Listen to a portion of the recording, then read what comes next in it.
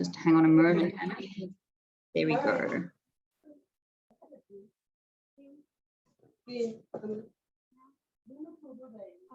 Well, thank you for having me here, and I'm really excited to talk about ostrich eggs. So I hope that you enjoyed the talk. But today I'll be discussing data from our project in Malawi, the Malawi Ancient Lifeways and Peoples Project, which investigates hunter-gatherer social behaviors and how they relate to climatic change, particularly over the last 100,000 years. And I'll be focusing on the last glacial maximum, the terminal Pleistocene, and the early mid-Holocene periods, during which time there is significant climatic variability. Much of the previous work in the Malawian paleo environments has been derived from cores taken from Lake Malawi for the middle and earlier late Pleistocene record, or from lakes Tanganyika and Masoko for data from the last glacial maximum and the early Holocene. These cores suggest an alternating trends in the extent of the Zambesian and Afro-montane biomes. Specifically, for the purposes of this talk, there was an expansion of the Afro-montane forests during the last glacial maximum. However, with increasing temperatures in the terminal Pleistocene through the early and middle Holocene, there's an expansion of grasslands and the Zambesian biotic zone, which comprises open canopy woodlands. Because this data from cores that are further away, they are more like regional trends. And one aspect of our project is to determine the extent and timing of these different turnovers near the sites that we're looking at. However, the shifting biomes impact the distribution of fauna who live within their borders, which brings us to ostriches. Note that the modern distribution of the ostrich subspecies across Africa, particularly the gap in their range, which includes Malawi. Much of this area is uninhabited by ostrich, is Zambesian biome, and is not particularly optimal habitat for ostrich. However, excavations at Horo 1 and 5, Mzinga 1 recovered ostrich eggshell, also known as OAS, in late Pleistocene deposits. Moreover, there's a dramatic reduction in the OAS in the terminal Pleistocene and early Holocene deposits. If you look at the plotted material from the site particularly, OES is recovered in those lower deposits right up to that Pleistocene and Holocene boundary, where it starts to become relatively rare. Both land snail shell and ostrich eggshell can be used to manufacture beads. And as the OES beads phase out, we see them replaced with land snail shell beads. However, in general, unmodified land snail shell more sporadically occurs in the Pleistocene, and then its use explodes in the Holocene. So we wanted to ask, does this raw material shift represent sort of changes in accumulator or otherwise deleterious post-depositional processes, maybe a succession of former trade routes that mobilize ostrich eggs as flasks from either eastern or southern areas, or is it ostrich extinction due to the shifting climate and possibly contributions from human behavior? So the first site, Horo 1, is a large rock shelter beneath this Inselberg, and you can sort of see that there's a lot of like open area around it, and it's on the northern end of the Kasitu Valley. It was originally excavated in 1950 by Desmond Clark, and he recovered 2 flexed adult burials and a bunch of other cultural material, much of which has since been lost. However, our excavations have recovered several infant burials from 18,000 to 13,000 years ago, as well as an adult creation around 9.5 thousand years ago. The site itself has relatively complex stratigraphy with sloping mixed deposits and then a temporal gap, which we attribute to erosional processes. And some of the earliest deposits there are around or a little before 21,000 to around 4,000 BP. The second site, Mzinga 1, is a smaller rock shelter adjacent to the Luelzi River. It's around 9 kilometers to the south of Horo 1, and it's in the middle of the Kasitu Valley. You can't really tell from this picture, but it's in more of a narrow valley.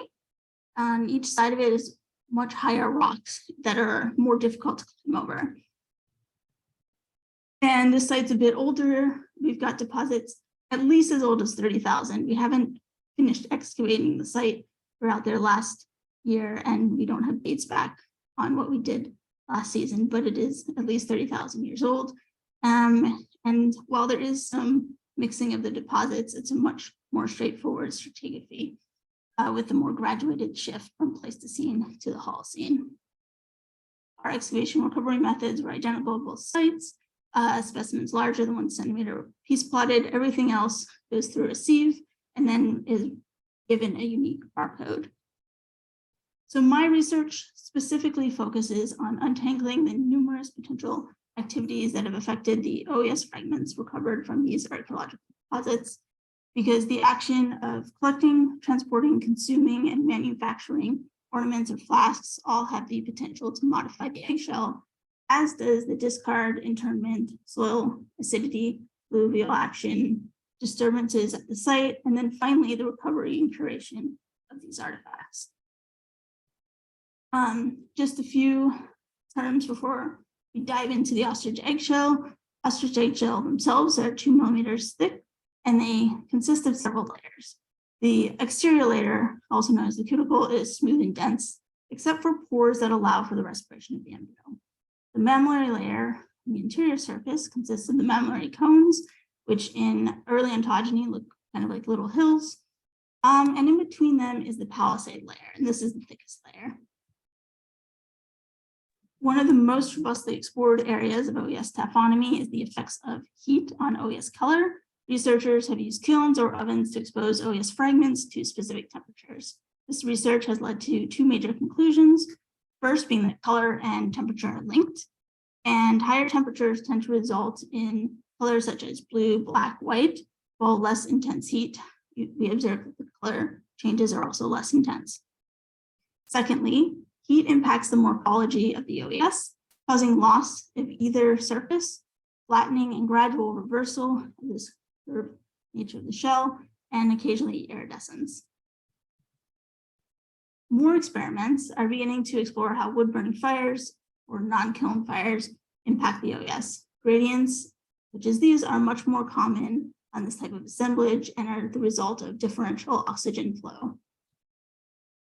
So far, only one study has looked at cooking versus some of this post-depositional heating effects, and they've noted that the fragments are less likely to change color on cooked eggs because of the need to balance cooking the egg with not burning the actual eggshell to ash. Researchers have then used this data to make inferences about intentional versus taphonomic heating. For example, when examining the deep kloof assemblage, Texier and colleagues were able to refit different color fragments and concluded that they had been heated post-depositionally. Similarly, colleagues tested the possibilities of bead manufacture on burnt OES and concluded that the extra steps involved and the potential damage to the specimens meant that the beads and preforms were more likely accidentally heated after being deposited at the site. In addition to humans, lots of species exploit ostrich eggs. Ostrich eggs contain 2,000 calories. That's a substantial resource. These include lions, hyenas, and vultures.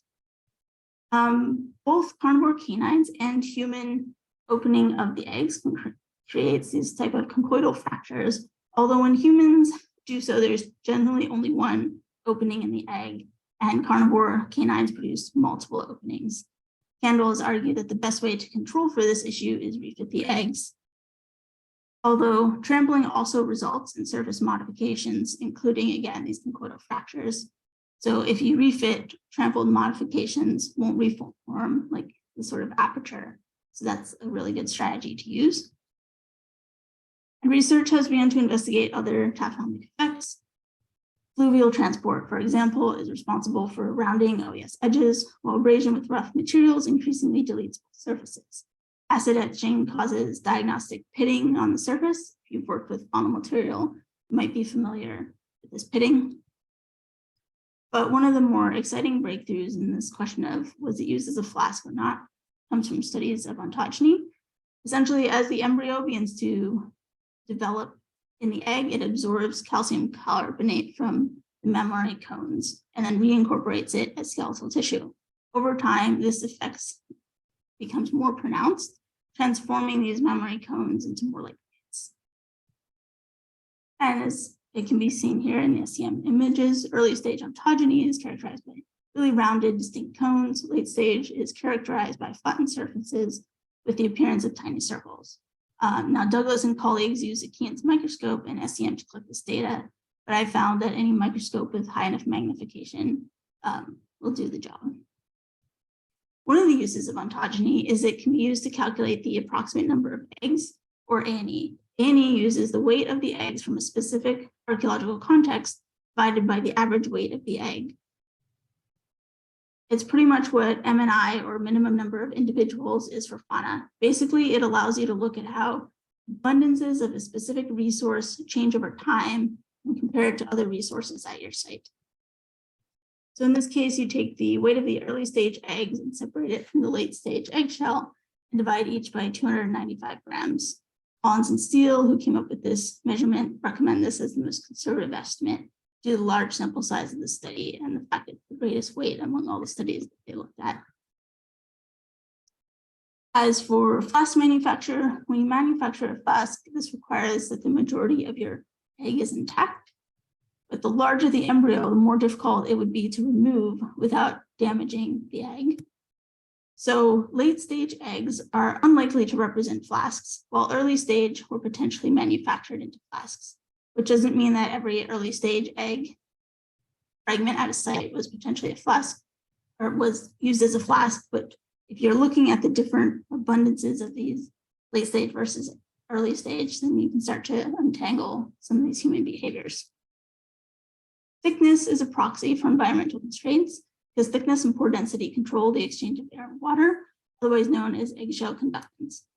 Ostrich eggs develop and are laid relatively rapidly within 3 to 5 days, and the conductance of the eggs is determined by the hen during this development period.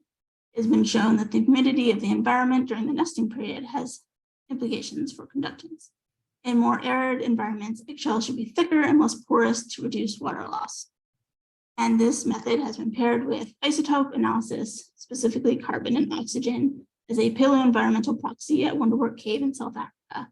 In the study, the authors noted that all of these proxies, thickness, pore density, and isotopes, agreed on the timing of the changes to aridity. However, OES morphology is not entirely a perfect proxy for paleoenvironment, given the variation in ostrich eggs in terms of eggshell thickness, both within the eggs, that is the differences of the poles versus the center, and between the eggs. Moreover, pore density also varies across the surface of the egg. So keeping all of these shortcomings in mind, we use thickness as a tentative investigation into shifts in the environment. To sum up, OES color gives insights to duration and intensity of the combustion event. Refitting OES fragments suggests post-depositional burning patterns and can separate anthropogenic, carnivore, and trampling conchoidal fractures. Specific taphonomic processes described here alter the surfaces of the OES to various degrees and in identifiable ways. And intact mammillary surfaces can determine which ontogenic stage the egg was harvested and provides a more accurate ANE and insights to FLASK manufacture. Thickness is also a potential proxy for environmental change. So returning to Hora and Mazinga, most of this material is recovered from deposits dating to the last glacial maximum. This is around 85% of all of the eggshell I analyzed.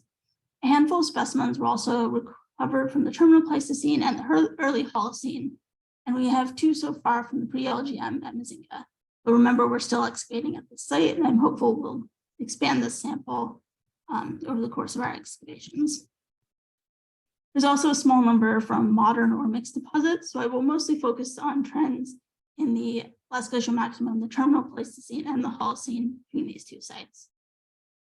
And the first thing I observe is that OES fragments are relatively small, rarely larger than 2 centimeters. There's a significant size difference between length and width in the LGM between both sites. The sample size and the other aggregates is too small to run statistical testing on. However, the mean length and width of Hora stays approximately the same, while there's a slight downward trend in both during the Holocene at Mazinga. There is a substantial difference in the preservation of the surfaces. You can see that most specimens have 100% cuticle surface, although this does not take into account some minor damage, including edge rounding, some surface modifications, or like very minor pitting. Conversely, the mammillary surface is much more susceptible to deletion, and over time, there's an increasing amount of damage to the surface. The most common way to delete the mammillary surface is through fire, and when I looked at all the specimens, I noticed a correlation with color and irregular surface, which is just what I code like the observed exposed palisade. Specimens with 100% of the palisade exposed are usually those exposed to intense heat, while unburnt or minorly burnt specimens had little or no loss of the mammillary surface. To analyze trends in burning, I collapsed the colors into intense and minor heat exposure to heat or heat alteration and unburnt. One interesting trend is in aggregates with fewer than 5 OES fragments. All these fragments are intensely burnt. When aggregates with greater than 10 fragments, there is more a mix of intense, minor, and unburnt. But to sort of summarize this graph, fire has had a significant impact on OES at both sites and across time. The OES was also subjected to a number of different taphonomic processes, and the most common one is pitting on the cuticle surface, which just means that the soil is acidic and it's damaging these surfaces over time. Several of these processes, including smoothing and irregular surfaces, mean that the mammillary cones are not visible, which has implications for determining ontogeny. When we tested thickness, we first had to remove specimens without intact surfaces from the analysis. And this substantially reduced our sample size. So although I do notice that there is a slight reduction in thickness over time, I can't determine if this is significant based on the number of specimens. So flaking and chipping of the surfaces occur in a variety of situations, but they're generally proportional to fragmentation. It makes sense that they would be observed across all aggregates. Syncoidal fractures may indicate FLASK manufacture, carnivore puncture, or trampling, and unfortunately, I was unable to refit any of them. Either way, they do not appear in terminal Pleistocene or Holocene deposits. Notches are relatively rare in this assemblage, and substantial scratches occur in the LGM, but only occasionally in the Holocene. Substantial scratches are a result of abrasion to the surface. When I looked at ontogeny, I discovered that many specimens were just too damaged, but when I was able to identify late or early stage eggs, early stage eggshell was identified at a higher frequency than late stage eggshell. And this is just number of fragments observed. So when I went to calculate approximate number of eggs, I used the individual layers at the site. Because none of the indeterminate specimens weighed more than one egg, A&E is primarily based on early and late stage fragments. So the presence of one of them in a layer is 1 egg, the presence of both is 2 eggs.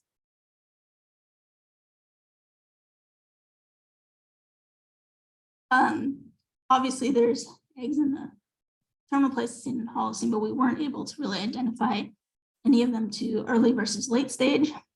So I can't say too much about them, but in the last glacial maximum, the proportions of these early and late stage eggs are very similar. And to me, this suggests opportunistic exploitation of the eggs and that FLASK use may be equally opportunistic. I then looked at the amount of pigments on the surfaces of these eggs and compared them to the ontogenic stages. Most of the pigments are in specimens. Again, I can't identify to the ontogenic stage because of either smoothing, abrasion, irregular surfaces. More common on early stage eggs, but not exclusively so. And it also occurs more frequently in the last glacial maximum and typically on mammillary surfaces. My explanation for this is that pigments are all acquired post-depositionally, possibly because of the amount of pigments on site. If you have a lot of human activity, humans are using pigments, they're discarding them, ending up on the eggshells. I don't think this is an explanation for all of them because I've cleaned sediments off of the specimens and then exposed like substantial amounts of pigments beneath these sediments. So overall, OES fragments are smaller at Hora than at Mazinga. However, I do not notice any substantial changes in mean length or width over time, suggesting that any anthropogenic or taphonomic effects resulting in fragmentation also do not change over time. Although higher frequencies of intensely burnt specimens were recorded in the terminal Pleistocene and Holocene aggregates, frequencies of burnt specimens across all aggregates suggest that this process could have deleted specimens equally from each. And except for specimens that are pitted, most of the taphonomic processes here remain relatively similar or decrease over time. Again, if these taphonomic effects are occurring relatively equally across time, I do not think they're affecting one temporal period more than the others.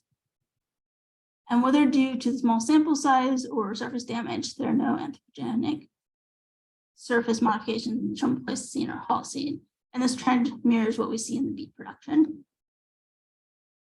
But these taphonomic processes did impact the surface integrity of the specimens, impacting our ability to determine the original thickness and the ontogeny of numerous OES fragments. But the approximately similar number of early and late stage eggs suggests that foragers were opportunistically harvesting eggs. FLASK manufacture is equally opportunistic. Alternatively, FLASK breakage may be occurring elsewhere in the landscape, or maybe flasks are being recycled into beads. Pigments are more likely to occur on the mammillary surfaces and most frequently in LGM deposits. The trace amounts on the cuticle surface versus the much more substantial amounts on the mammillary surface may suggest that it's being incidentally applied to the cuticle, possibly as it's mixed or carried in the eggs. However, I cannot ignore that the pigments could be a result of post-depositional processes, although the amount and substance on some specimens suggests otherwise. So returning to our research questions, number one, changes in accumulator or post-depositional processes. I do not see any evidence for this. I think that these processes appear to be applied equally across all aggregates, making it unlikely that they're more impacting the terminal Pleistocene in the late Holocene relative to the last glacial maximum. Former trade routes, number of late stage fragments suggest that ostrich eggs are being collected locally and consumed rather than being traded or transported as flasks. So then extinction due to climate shift or human behavior. This one's a little bit more complicated because although we note a decrease in average thickness over time, there are not enough specimens for this trend to be significant. But even if the environment is impacting the ostriches, we're just not seeing evidence of this in the shell itself. It could be impacting their habitat in other ways. So when we remove taphonomic effects and the possibility of eggs being transported, I suggest that the link between climate change at the end of the last glacial maximum and the disappearance of ostrich is the most parsimonious explanation. To conclude, I do not find evidence that changes to taphonomic effects, that eggs were transported as flasks. Therefore, local climate changes resulting in ostrich extirpation or migration are more likely in this scenario. But in the future, we hope to pair this data with ADNA or zooms to examine which ostrich subspecies, either from the east or from the south, is represented in Malawi, and also with isotopic data to further clarify some of these local climate shifts. Just like to thank all of my collaborators, particularly Jess Thompson, my academic advisor.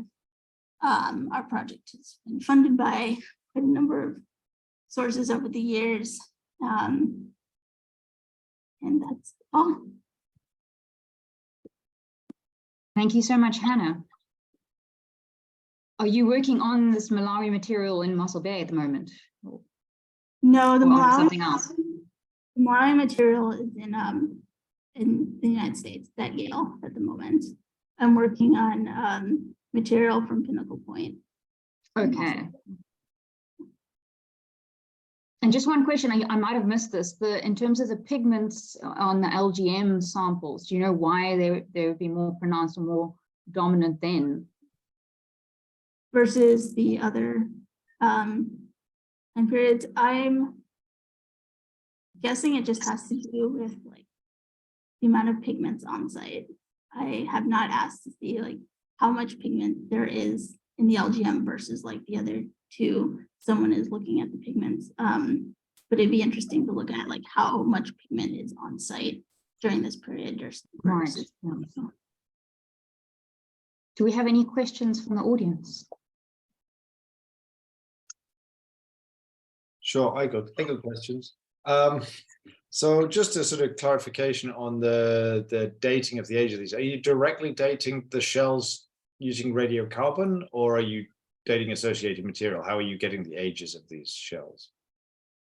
So the ages I've given are the ages for the aggregates And they are occasionally directly dated on the shells. They're dated using radiocarbon, and that can come from a number of different sources, including the land snail shell, the ostrich eggshell, faunal material.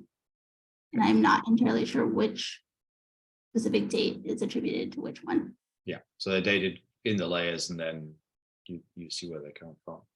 The other question I have, like, these are like 2 millimeters thick. So, like, how have you done experimental stuff trying to to replicate this process of how easy it is to put a hole in an ostrich egg and drain it out and turn it into a flask? I mean, how often would you do that and it just breaks and smashes in your hand and you curse?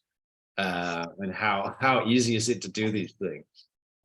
So a large part of my dissertation is actually experimental work, but I have not drained any of the eggs. Usually when I'm opening the eggs, I'm cooking them with the contents inside.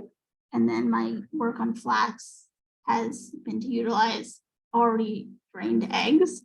And we've never had one just like break open. We had one sort of explode in the fire. That was interesting, but I'm sure that, especially if you don't know what you're doing, right, it's very possible that you just like break the egg. Mm-hmm. Yeah. No, interesting. Oh, thank you. Just a question about, in terms of your microscope work, when you say you work, I take it a normal stereo microscope is what you're using. What magnifications are good enough if you're not looking at SEM?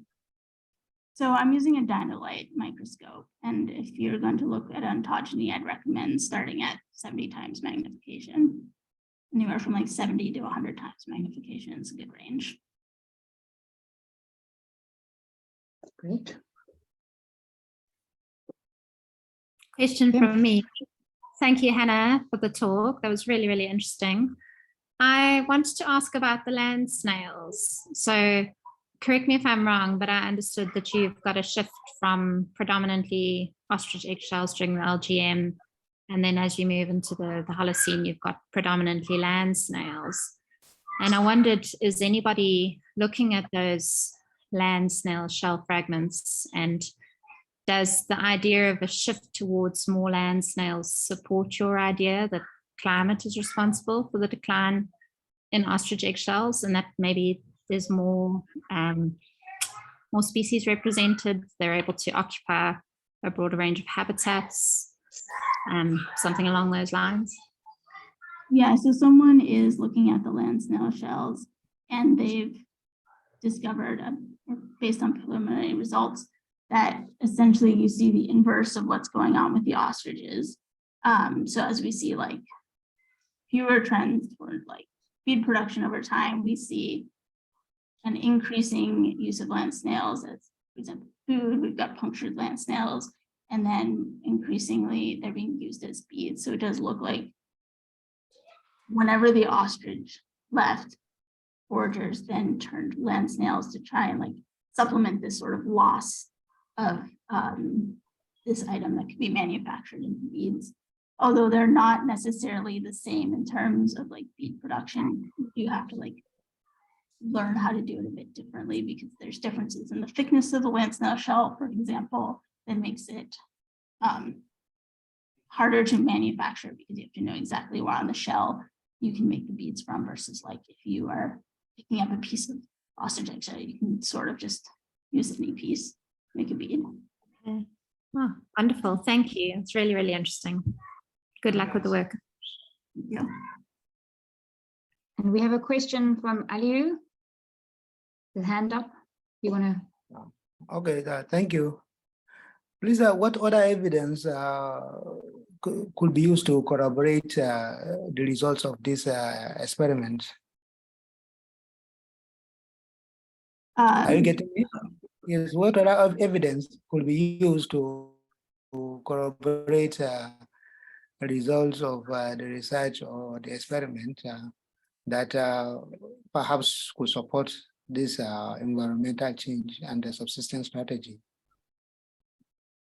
Well, we could use strontium isotopes to test and see if the eggs are indeed moving, or if they are from this local environment, and someone else on the project is using isotopes to sort of like look at the changes in climate, like the local changes around the sites, carbon and oxygen. So isotopes would be one way to go about it. We can also use like land snails, like I mentioned. Did that answer your question? Yes, sir. Thank you. Any more questions? I think Lucy should ask a question. She looked like she needed to.